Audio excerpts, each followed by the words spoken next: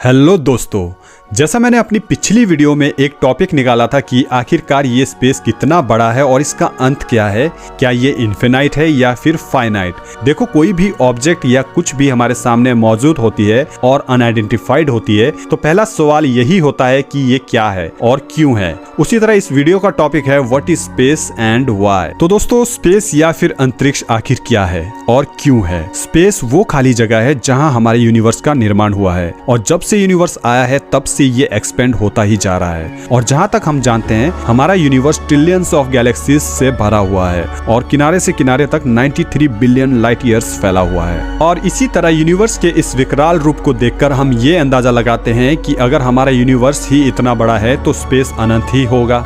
देखिए, जब बात स्पेस की हो रही है तो वहां पर कई पॉसिबिलिटीज हो सकती है। यहाँ पर ध्यान देने वाली बात यह है कि मैं बात कर रहा हूँ यूनिवर्स से बाहर के स्पेस के बारे में, क्योंकि समय, ग्रेविटी, मैथ्स या फिजिक्स ये सभी यूनिवर्स में ही एग्जिस्ट करते हैं और जहां तक यूनिवर्स फैलता जा रहा है, हमारे यूनिवर्स से बाहर के स्पेस को अगर हम देखें तो वहां कुछ भी एग्जिस्ट नहीं करती, ना ही टाइम, ना ही ग्रेविटी, ना ही मैथ। तो इस हिसाब से स्पेस के अंत को लेकर दो पॉसिबिलिटीज हो सकती है, जैसे कि ये इन्फिनाइट हो सकता है या फिर फाइनाइट। इसी तरह अगर हमारा स्पेस इन्फिनाइट है यानी अनंत है तो इस टॉपिक को हमें यहीं छोड़ देना चाहिए, क्योंकि इस विषय में हम जितना घुसेंगे उतना ही फंसते चले जाएंगे। या फिर स्पेस सीमित है। अगर हमारा स्पेस सीमित है तो भी हमारे सामने कई सवाल उठ कर आते हैं, जैसे अगर स्पेस सीमित है तो उसके बाहर की चीज क्या है और उसका अंत कहाँ है, या फिर वो अनंत है। देखो दोस्तों, यहाँ पर हमारा क्वेश्चन ही अनंत है।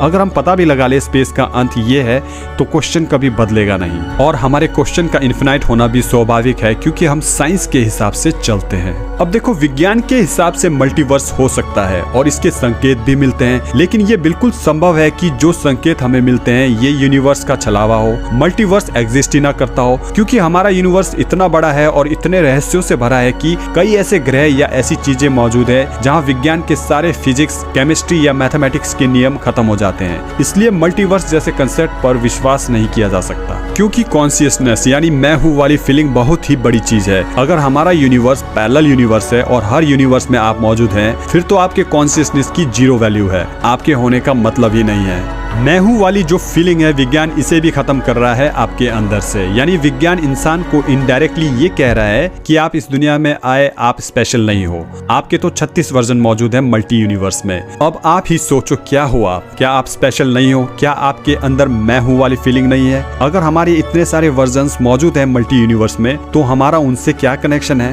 वो वहाँ मौजूद है फॉर नो रीजन। मल्टीवर्स है ही क्यों? ये आइडिया आया कहाँ से? यहाँ एक ही यूनिवर्स के भौतिक नियम समझ नहीं आते, विज्ञानी चल पड़े मल्टी यूनिवर्स की खोज में। पर दोस्तों, आपको नहीं लगता कि हर चीज की शुरुआत है तो उसका अंत भी होगा? जिस तरह इंसान अस्तित्व में आया, धरती आई, मिल्की वे, यूनिवर्स, सिंगुलैरिटी, उसी प्रकार हो सकता है स्पेस भी अस्तित्व में आया हो। यूनिवर्स का अंत होता है तो जाहिर है स्पेस का भी अंत है, क्योंकि स्पेस बना ही यूनिवर्स के लिए है।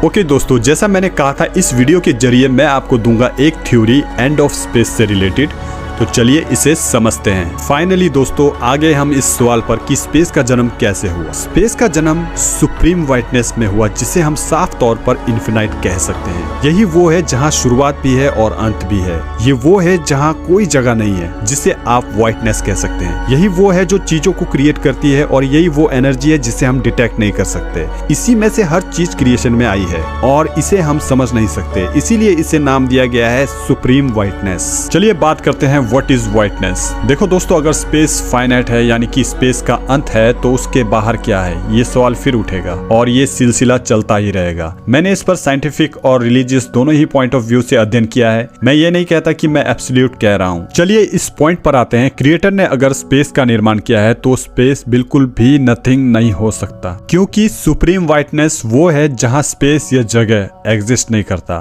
तो अब ये सुप्रीम वाइटनेस क्या है और क्यों है? सुप्रीम वाइटनेस द्वारा ही स्पेस को क्रिएट किया गया। कहाँ क्रिएट किया गया? इसी वाइटनेस में एक बिंदु की तरह, यानी कि स्पेस इस वाइटनेस में ही काला बिंदु है। यदि स्पेस को बनाया गया है तो स्पेस भी कोई चीज है। आज विज्ञान भी कहता है स्पेस एम्प्टी नहीं है, इनविजिबल है कुछ वहाँ, डार्क एनर्जी जैसी चीजें। तो आप खुद ही समझ सकते हैं कि स्पेस भी कुछ चीज है। चीज को एज ए एग्जाम्पल लेना, ठीक है। स्पेस एक जगह बनाई गई है व्हाइटनेस द्वारा, मैं ये कहना चाह रहा हूँ। चलिए आइए इसे एक एग्जाम्पल से समझते हैं। मान लो व्हाइटनेस एक स्क्वायर है और आप इसके सेंटर में है। वैसे हम इसके सेंटर में कभी नहीं जा सकते क्योंकि यहाँ यानी सुप्रीम व्हाइटनेस में जगह एग्जिस्ट नहीं करती। इसलिए दोस्तों स्पेस को बनाया गया ताकि खाली जगह बने और यूनिवर्स का निर्माण किया जा सके। चलो मान लो आप इसके सेंटर में हैं। यदि आप सेंटर से या कहीं से भी बाहर जाते हैं तो फिर से आप वहीं पहुंच जाते हो जहां आप थे, यानी कि सेंटर में। जहां से भी आप जिधर भी जाओ